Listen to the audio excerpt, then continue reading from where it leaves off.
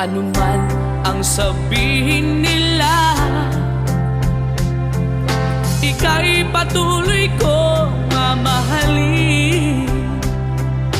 Maging sino ka man, di na magbabago ang pag-ibig ko.